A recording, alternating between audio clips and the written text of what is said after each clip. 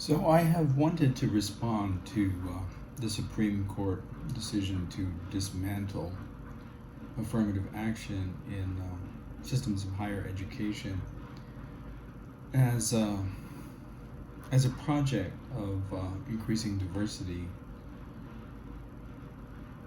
in the educational system, in conjunction with the dismantling of what is sometimes referred to as the school to prison pipeline, and sometimes also referred to now as the school prison nexus. But the text of the Supreme Court decision is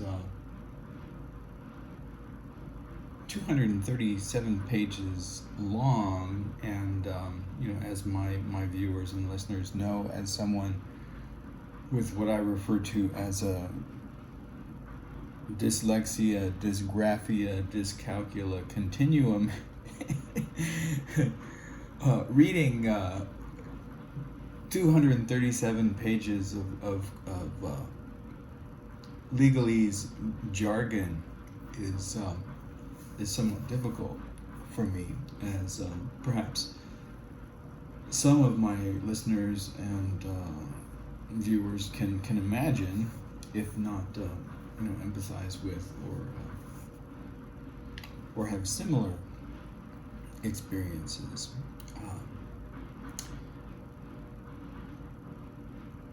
Based on whatever limitations or unique cognitive abilities y'all might have. Interestingly, the number 237, which is somewhat difficult for me to recall unless I pause and think about it, because of that.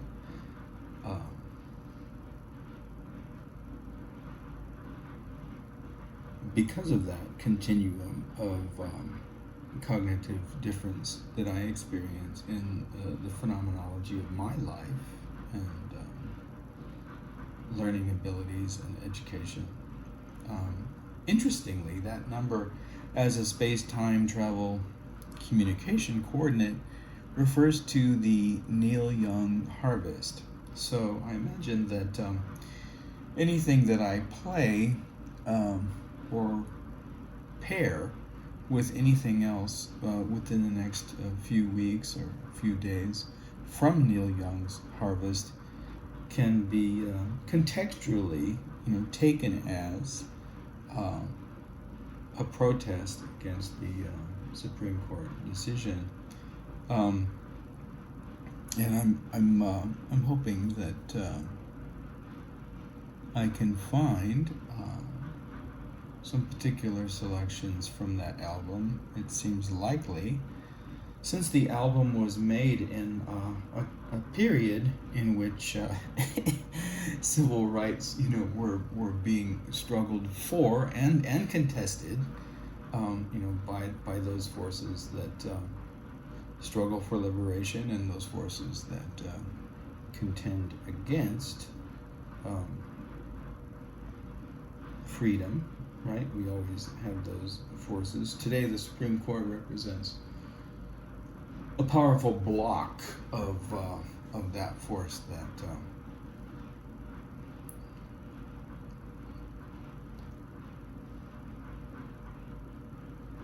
that sees itself as a stronghold of traditional values, securing the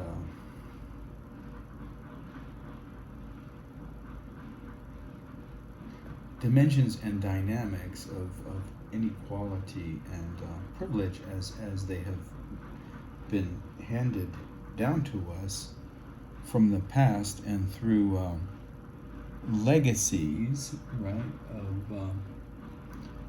of institutional disproportionality, if we can put it thus. So I'm unable, because of my limitations, to read the full text of the Supreme Court decision in all of its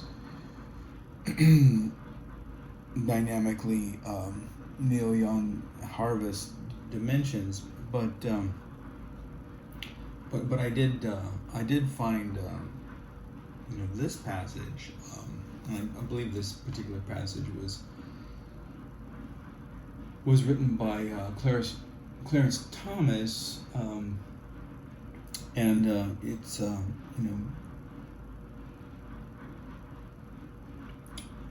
it's interesting because it's concise formulation of the SPP, and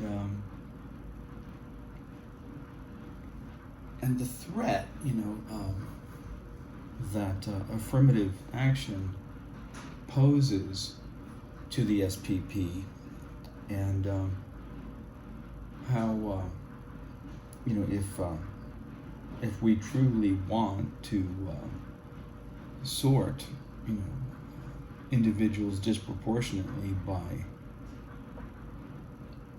disability and culture and race, we're going to be face difficulties if we allow the idea of affirmative action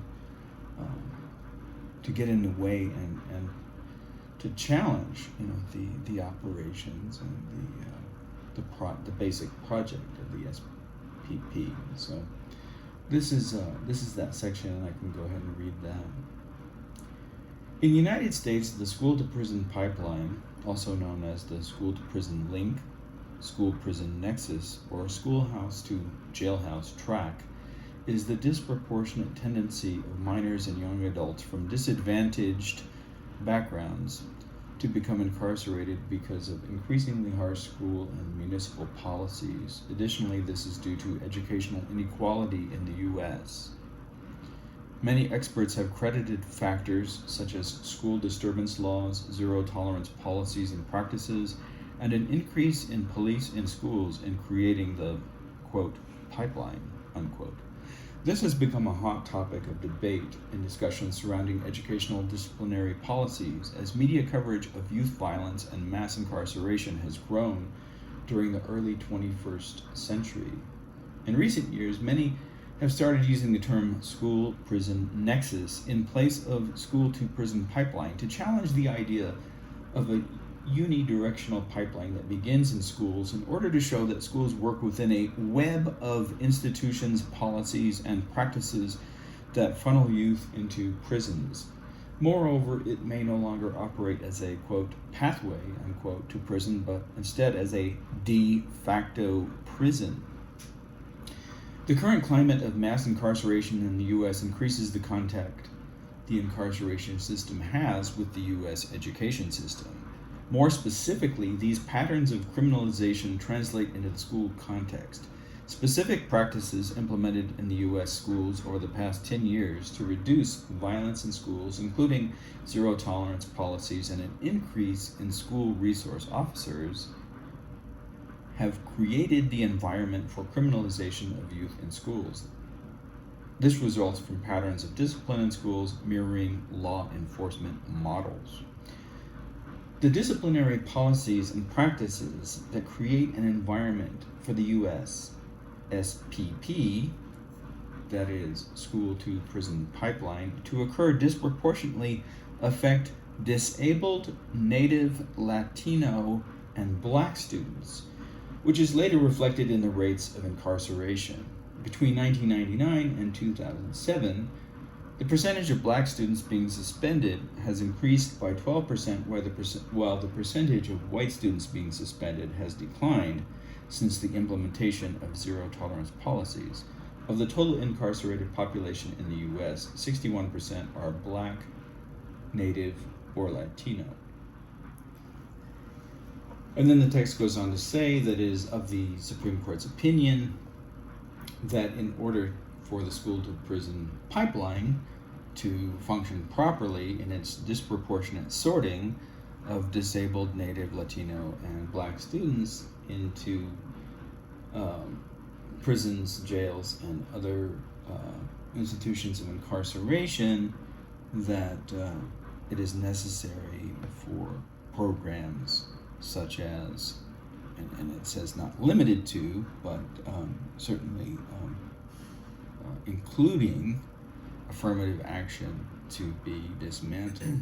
And then there's an added statement that calls attention to the obvious truth involved in this proposition, which is how is the United States school-to-prison pipeline going to be capable of disproportionately sorting students by disability, culture, and race if there are programs such as affirmative action whose intention and basic proposition is to interfere with those disproportionate sorting mechanisms.